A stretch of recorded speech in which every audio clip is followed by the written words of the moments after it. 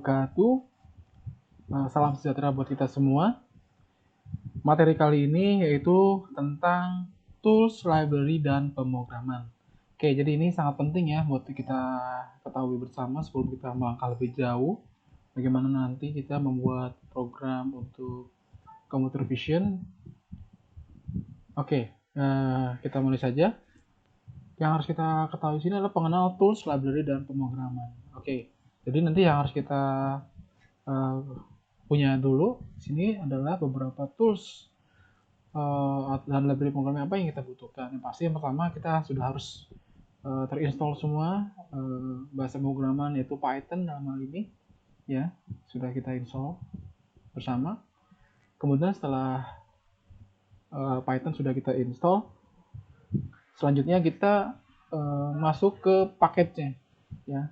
Lalu juga ada di sini ada development tools apa saja yang kita pakai dan juga library. Nah, untuk paket di sini yaitu ada dua ya, ada dua besar, ada dua tema besar yang tools besar yaitu ada Anaconda dan PIP atau Python Package Index atau apa nih, Python Index Package ya. Jadi paket yang paling terkenal, yang paling sudah banyak orang pakai yaitu Anaconda dan PIP. Jadi paket ini ibaratnya kayak misalkan seperti Google Play lah ya, dia penyedia tempat semua all in di situ, menyediakan berbagai macam library, tools apa saja yang kita butuhkan, kita cukup klik, ya, kita pilih karena sudah disediakan di situ semua gitu. Jadi nggak satu persatu. Tapi juga selain kita bisa berbasis GU juga dia menyediakan berbasis prompt lah ya, atau terminal di situ. Kalau Anda lebih suka dengan tampilan layar hitam gitu ya, belum berbasis GUI, yang apa-apa boleh pakai itu. Dan beberapa juga ini responnya lebih cepat ya kalau dengan menggunakan terminal ini. Bebas ya, Anda mau pilih mana. Jadi nanti yang akan kita coba pakai di sini adalah untuk package-nya yaitu kita pakai Anaconda 3. Begitu ya. Oke. Kemudian selanjutnya ada development tool. Ini adalah nanti untuk mendevelopnya tools apa yang mau kita pakai, yaitu di sini kita pakai ada beberapa development ya, yang kita tahu ada Jupyter, kemudian Jupyter Notebook ya, kemudian ada Visual Code, itu bebas Anda mau pakai apa. Tapi yang nanti akan kita pelajari, kita gunakan di sini adalah development tools, kita gunakan Jupyter. Dan library-nya ini ada beberapa library ya yang kita gunakan. Untuk yang sekarang nanti akan kita coba setelah ini kita gunakan OpenCV ya, yang akan kita gunakan untuk library-nya. Oke. Kemudian ya pasti ya di pertama ini di bahasa pemrograman yang akan kita pelajari utamanya itu menggunakan Python. Oke, jadi Python ini adalah program. Python is an interpreted ya, high level and general purpose programming language. Jadi created by Guido van Rossum and first released in 1991 gitu ya. Jadi ini berbeda dengan pemrograman yang sudah kita pelajari sebelumnya, yaitu di pemrograman C atau bahasa C atau C++. Di Python ini dia sudah interpret. Jadi ibaratnya gini, waktu dulu kita sudah belajar pemrograman C atau C++,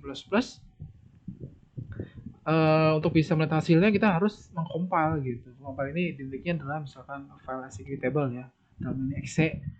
Artinya setelah pengen melihat hasilnya harus dikompil dulu, tapi di Python ini tidak perlu seperti itu. Artinya kita buat programnya kemudian bisa langsung dilihat hasilnya karena sudah terinterpret langsung di dalamnya, itu maksudnya. Oke. Langsung saja kita akan coba. Kalau tadi Python sudah install semua ya, Anda bisa pakai Python lewat download atau mengunduh Pythonnya dari python.org. Di sini ada tombol download ya, yang kemarin sudah kita pelajari. Saya yakin juga semua sudah diinstal. Nah, yang sekarang kita coba untuk yang Anaconda-nya ya. Anaconda.com. Tapi di sini bukan untuk mencari downloadnya, bukan di sini ya. Ini hanya sebatas informasi mengenai Anaconda ini. Kalau kita pengen langsung mengunduh Anaconda-nya, kita bisa langsung ke individual edition dalam hal ini ya. Nah, di sini ada menu download.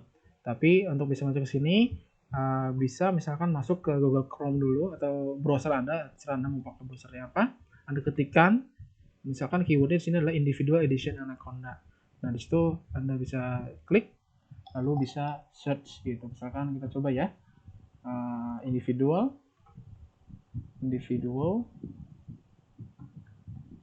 Nah, ini kita enter. Nah, ini kita klik. Oke, nah kemudian Anda klik di sini. Gitu ya. Anda klik. Saya nggak download karena saya sudah download. Nanti kira-kira hasilnya menjadi seperti ini. Nah, ini masuk ke menu sini, menu Windows ya, sama yang mungkin juga kita lihat. Pas klik. Nah, ini sama kan? Kita pilih mana nih? Kita laptop kita atau PC kita berbasis apa OS-nya? Pakai Windows, macOS atau Linux. Oke, kalau misalkan Windows, lihat sistem operasi yang berapa sistem yang dipakai, 64 bit atau 32 bit ya. Kebanyakan sih 64 ya, karena ini pakai Windows, kebanyakan Windows 10. Kita bisa pakai yang ini. Dan ini lumayan besar, 466 mega gitu. Jadi ya harus bersabar ya untuk bisa mengunduhnya. Silahkan diklik, lalu kita tunggu sampai selesai. Setelah selesai diunduh, selanjutnya kita cuma tinggal install. Nah, nanti setelah install, hasilnya next saja, nggak ada masalah di situ. Nanti akan muncul di sini hasilnya adalah Anaconda Navigator. Nah, Navigator kita coba lihat, sudah ada di sini. Ini tampilan Anaconda Navigatornya. Nah, seperti ini ya. Anda klik, misalkan jadi gini ya, S Anaconda ya, Anaconda. Kita lihat. Nah, setelah berhasil diinstal akan muncul seperti ini. Nah, ini Anaconda Navigator, Anaconda 3 gitu ya. Jadi di sini ini navigatornya. Juga disediakan di sini ada prompt-nya. Itu dalam bentuk shell ya, command prompt-nya lah. Begitu. Ya, nah kita klik yang ini, Anaconda Navigator. Begitu. Oke, diklik akan menghasilkan seperti ini. Begitu ya. Nah, di navigator ini yang saya bilang itu semua pada saat kita sudah menginstall Anaconda Navigatornya, itu akan muncul di sini paket-paket atau tools-tools yang sudah di dalamnya sudah ikut terinstall juga di dalamnya, begitu ya. Termasuk di dalamnya ada Jupyter Labs gitu, notebook, Jupyter Notebook, Visual Code, ya, yang lainnya juga banyak gitu ya, PowerShell, terus apa lagi nih kita lihat, sebentar, ini sedang loading. Oke ya, jadi banyak sudah include di dalamnya seperti itu. Ini juga ada RStudio ya. RStudio ini berarti apa nih? Kalau bahasa penghuni kita pakai nggak pakai Python gitu, misalnya pakai bahasa R ya bisa pakai ini. Gitu. Ini Spider juga sama. Ini juga sama mirip-mirip Python.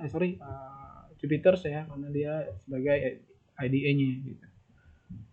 Oke. Nah, kemudian kita sekarang masuk ke environment ya. Jadi ini kita lihat di menu ini seperti ini ya. Ini tools-toolsnya apa saja. Kemudian ini juga nih aplikasi on ini apa saja. Ini terkait dengan environment nantinya ya. Oke, jadi di menu home ini. Kemudian yang paling sebenarnya jarang dipakai ya. Cuma dan menunya sedikit. Yang paling banyak pakai atau tools-tools di sini. Selain itu juga di sini ada environment. Yang lain sebenarnya jarang dipakai. Oke, kita ke environment sekarang.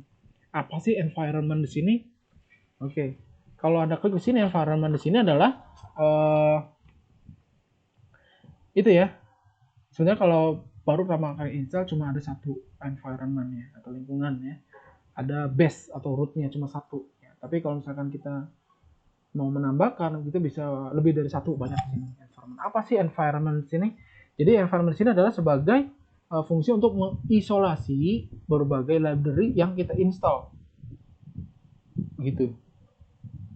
Jadi kan tugasnya kita fungsinya menginstal Anaconda Navigator ini kan tadi ya, karena kemudahan kalau misalnya kita mau menginstall, memasukkan library kita nggak secara manual, kita ketik lalu ketik pakai command shell. Tapi di navigator ini cukup cari search nama library-nya, lalu klik lalu next, udah selesai, install dan selesai. Seperti itu, cukup klik dan selesai karena berbasis GUI begitu. Nah, terkait dengan itu, misalkan kita punya satu environment cuma base saja ya, kita install.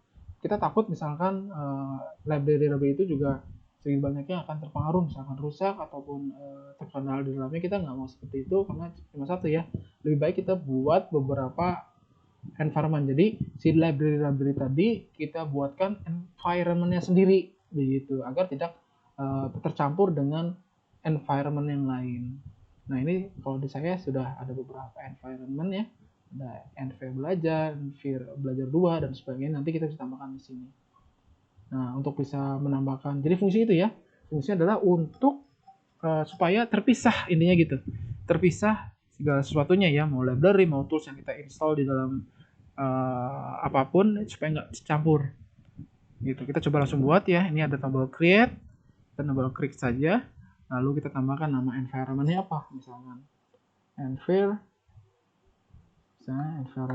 misalkan 3 aja, nggak apa-apa. Nah ini di sini ada paketnya, kita mau paketnya pilih karena kita sesuai dengan Python yang kita pakai ya, versinya 3.8, lalu create saja gitu. Nah sedang dibuat. Nah ini environment 3 sedang dibuat ya.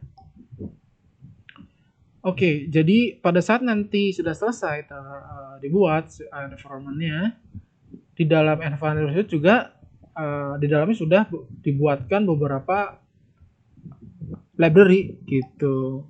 Ya library yang sudah ada lah ini ya gitu, tapi belum lengkap, tetap belum lengkap. Dan artinya kalaupun kita mau menambahkan bisa dari environment ini. Oke, jadi sambil menunggu ini lumayan lama ya. Tergantung dari koneksivitas jaringan kita ya, semakin bagus ya semakin cepat. Oke, kita tunggu saja.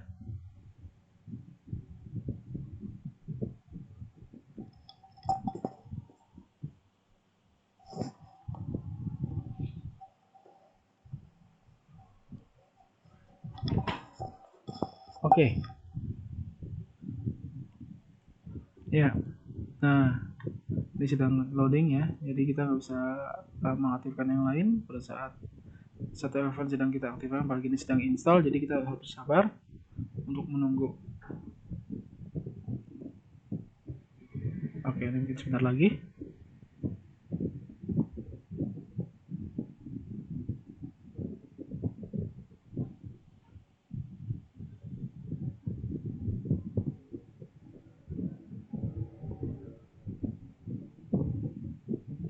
Nah ini sudah selesai ya, begitu ya. Jadi ini kita sudah buatkan lingkungan baru atau environment baru. Ini seperti yang saya bilang tadi, ini sudah terinstall juga di dalamnya, dibuatkan beberapa library ya. Nah ini tapi nggak lengkap, cuma segini. Nah bisa lihat di sini yang terinstallnya begitu, yang terinstallnya cuma segini. Nah misalkan kita mau cari sekarang, sebentar ya, ini masih belum selesai ternyata. Nah lihat lagi. Oke, nah ini terinstall jadi cuma segini. Nah kita sekarang mau cari yang not installnya atau belum terinstallnya, kita lihat. Nah ini masih banyak banget ya.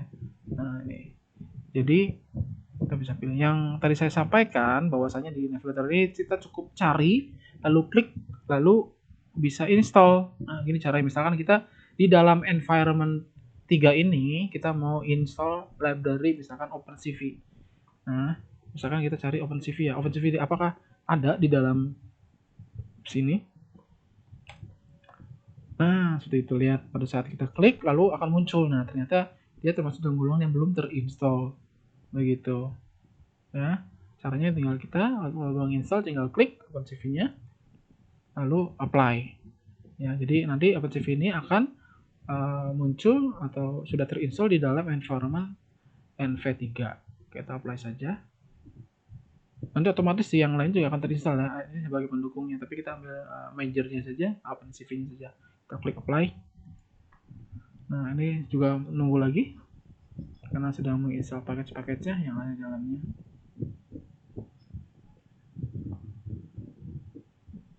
Oke, kita ya ini katanya install bagus, ada 20 paket yang akan diinstal ya.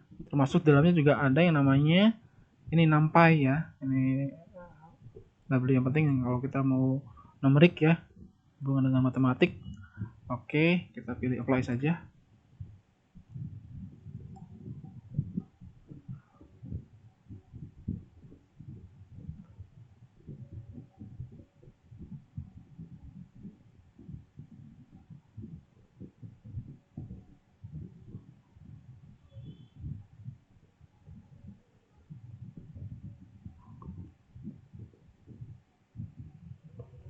Oke, jadi diharapkan nanti jadi gitu ya caranya, kita cari lalu klik lalu apply. Yang akan kita masukkan sekarang adalah OpenCV. Jadi ini OpenCV ini selanjutnya yang akan kita pakai untuk pengolahan di mata kuliah ini terkait dengan pengolahan grafis dan pengolahan citra dan untuk deteksi objek dan sebagainya itu kita gunakan OpenCV. Makanya kita uh, harus install dulu ya, dimasukin ke dalam uh, apa namanya Python-nya ya. Oke, sebentar. Ini masih loading package.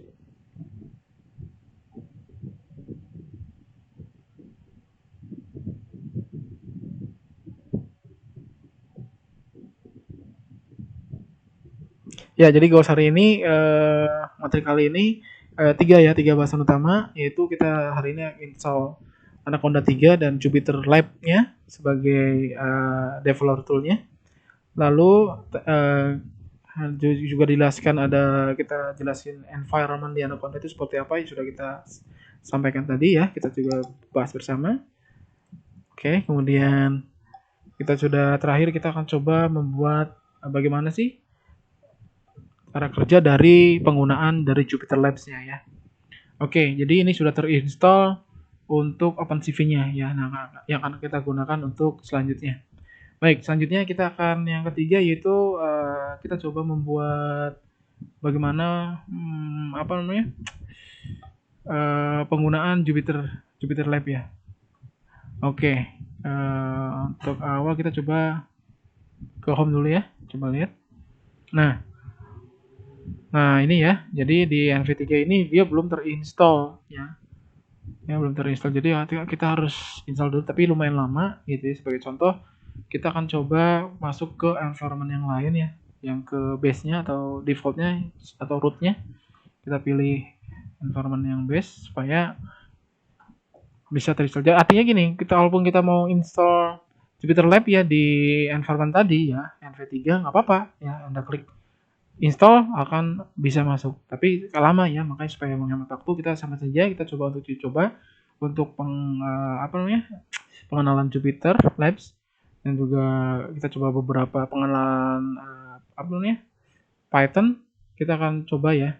Nah, ini di home ini sudah terinstall di dalamnya Jupyter Lab. Nah, kita coba tinggal untuk bisa memakai Jupyter Lab tinggal klik launch saja. Oke, kita klik launch-nya. Jadi pada saat klik launch, jadi Jupyter Labs ini dia berbasis web, dia otomatis akan memanggil browser ya sesuai default yang kita tentukan gitu. Bebas ya kalau kita punya berapa browser ya, defaultnya apa kita pakai misalkan Chrome yang akan dibuka otomatis di browser Chrome seperti itu. Oke, nah ini sedang buka otomatis. Oke, nah ini tampilan dari Jupyter Labs otomatis membuka Jupyter Notebook ya. Oke. Tunggu sesaat, sebentar.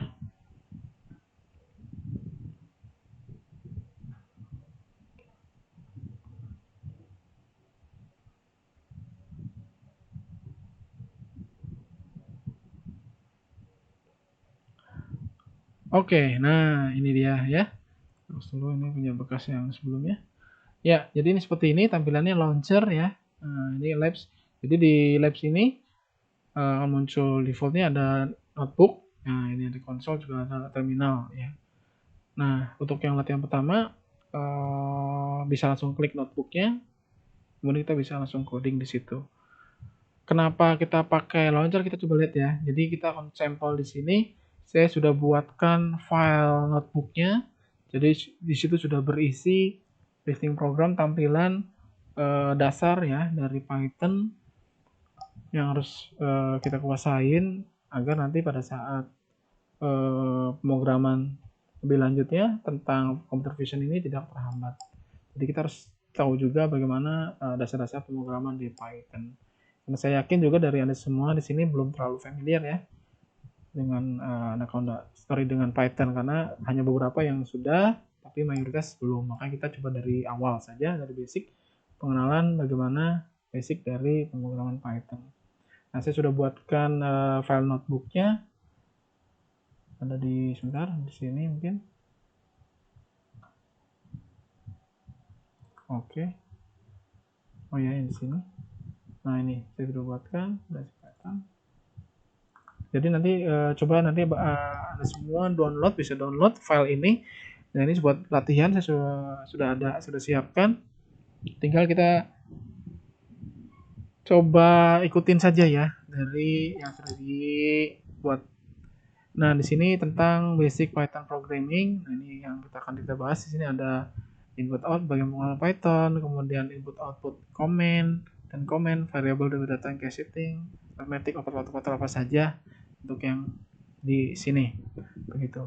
Nah, dari awal kita pakai saya pakai apa nih? Jupyter karena gitu. Jadi listingnya ini nggak hilang pada saat kita pakai gitu ya. Biasanya kalau kita nggak pakai development ini, kita misalkan masih bawaannya dengan Python, dengan Adla atau dengan shell-nya begitu ya, listing coding kita buat pasti hilang gitu, nggak terekam. Kalau kayak gini kan nggak hilang, tetap terdokumentasi, kita bisa tahu oh kita sudah melakukan coding program sebelumnya seperti ini gitu. Jadi kita masih ada berkas-berkasnya. Oke, jadi sekarang langsung saja kita ke pengenalan dari bahasa Python-nya. Untuk yang print ya sekarang ya, untuk yang print ini adalah pengenalan input output ya. Ini untuk yang output dulu, ada print di sini. Print adalah fungsi untuk menampilkan di layar atau keluaran lah itu. Nah, ini sintaknya print kurung buka diikuti dengan teksnya apa, diikuti dengan apa nih? Diikuti dengan double stroke ya. Double kutip seperti itu. Bisa juga kalau nggak seperti bisa pakai kutip satu, boleh. Begitu. Nah, coba kita class jadi lalu print apply. Nah, sama saja ya, misalkan kita ganti deh supaya tahu perbedaannya. Nah, bisa. Jadi hasilnya bisa langsung di sini, enak banget ya. Tapi tanpa kita harus ada dua layar yang harus kita siapkan gitu. Kalau ini masih di satu layar sudah langsung terlihat hasilnya. Oke, begitu ya. Bentar. Oke. Selanjutnya di kedua ya, masih di sini. Ini print sama juga, ini menampilkan bilangan desimal.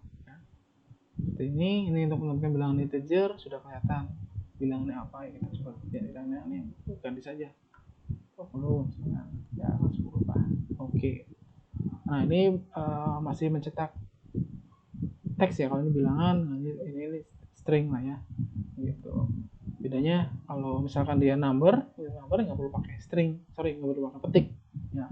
Jadi petiknya boleh petik 1, boleh petik 2 gitu. Nah, kalau nggak pakai petik berarti dia disimbolkan dengan bilangan angka gitu, bisa integer, bisa float gitu ya. Nah, ini float, nah dia pakai koma ya atau desimal. Nah, ini bilangan integer ya, bilangan bulat. Lalu ini adalah sama print untuk yang string. Nah, untuk yang ini bagaimana kalau misalkan string ini digabung dengan angka? Nah, ini pasti error.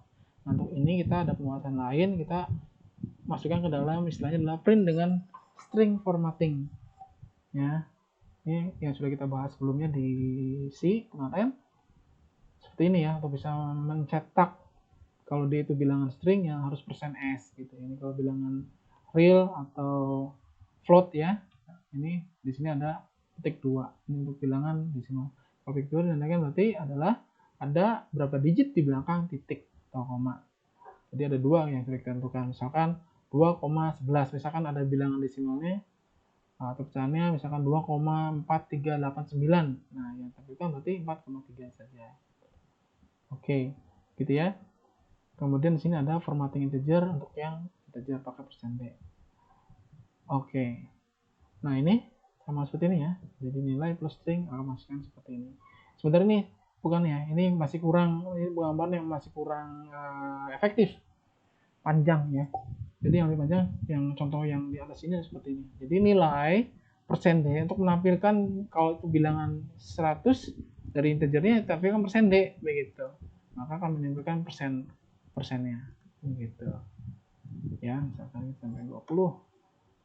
Ya, kan 20. gitu. Kamu harusnya nilai yang persen sini.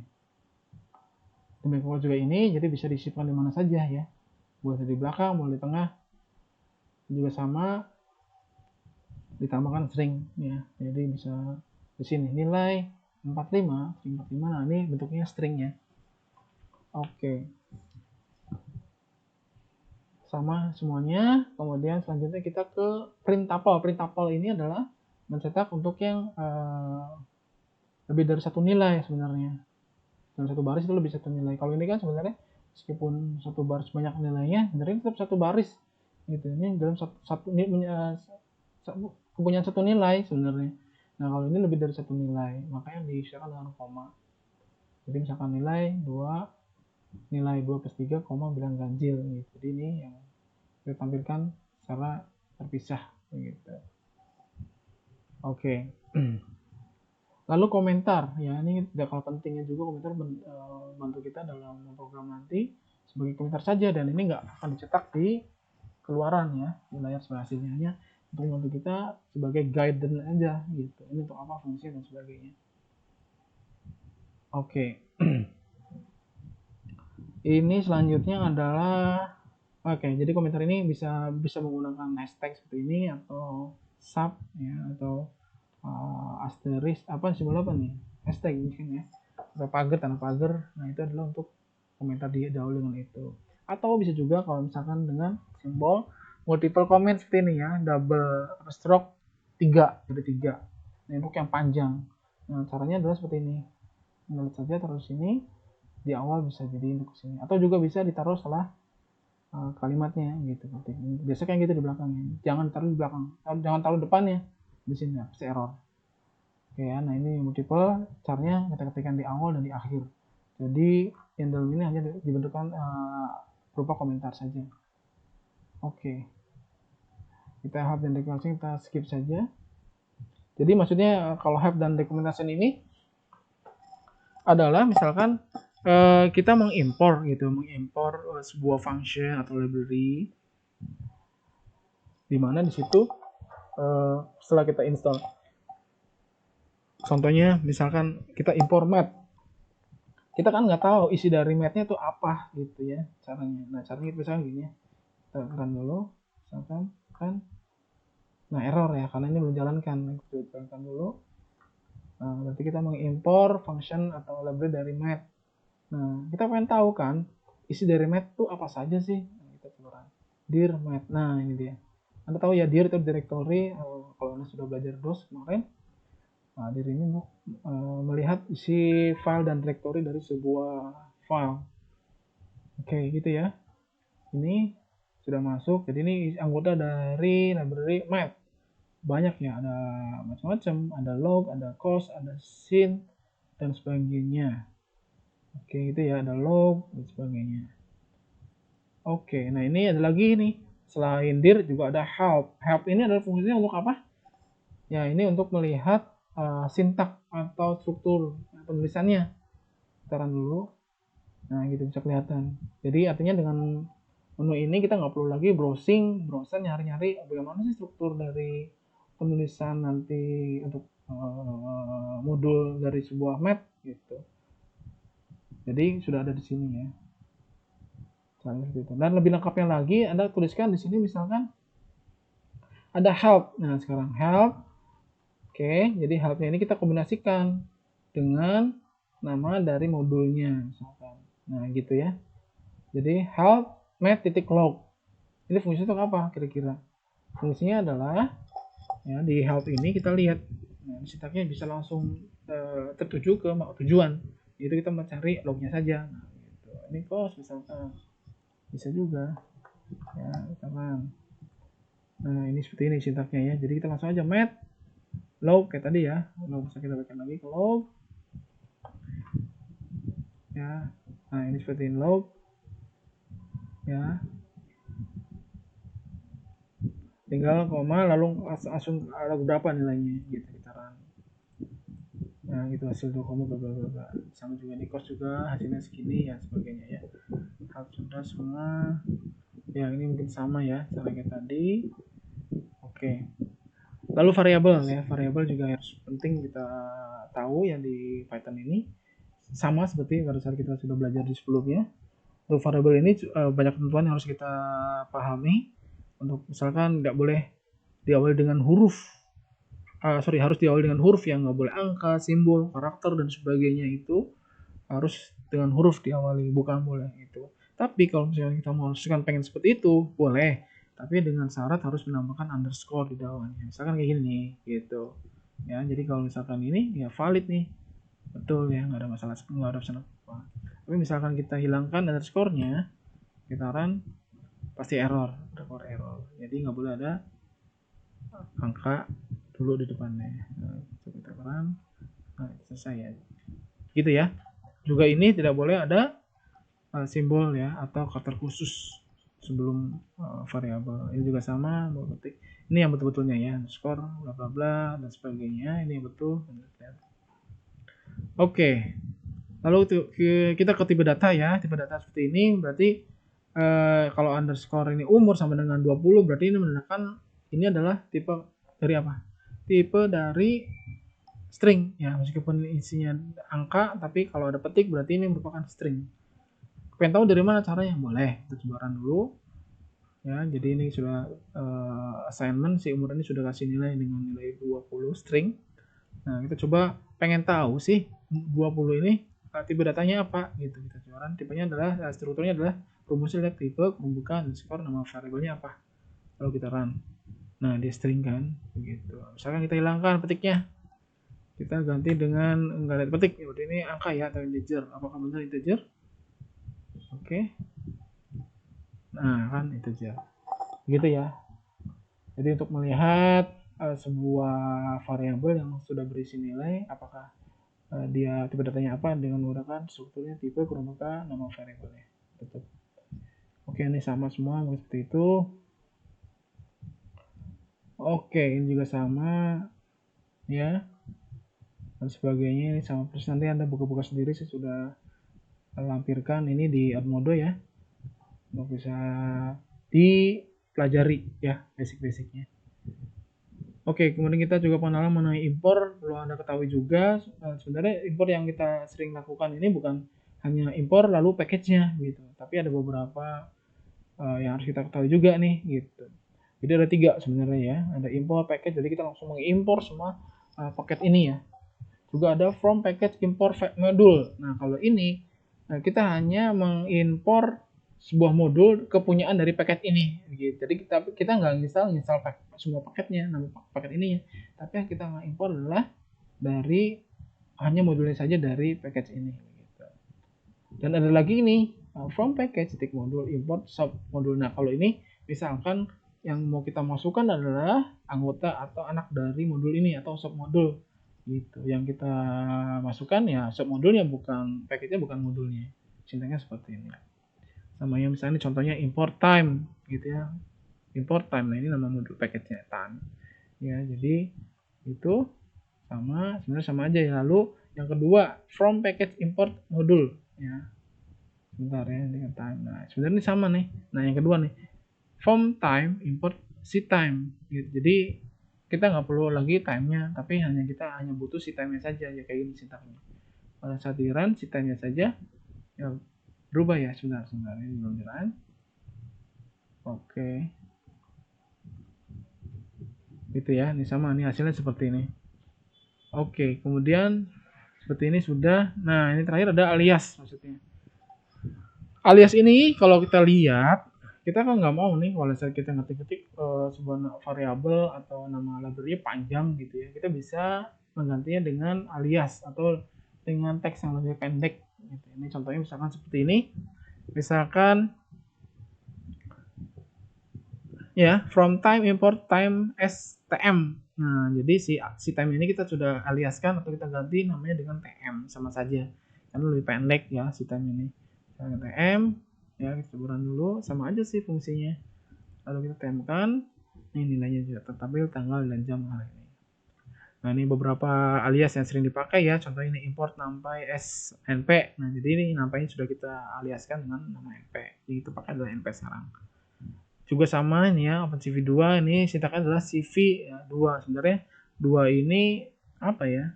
2 versi 2 ya. Jadi kalau sekarang versi 4 ya harusnya 4, tapi nggak tahu nih sudah bersama sudah pakainya ini gitu. Jadi itu saja.